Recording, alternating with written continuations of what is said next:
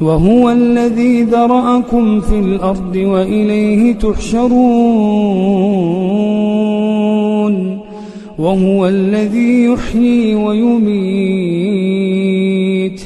وله اختلاف الليل والنهار أفلا تعقلون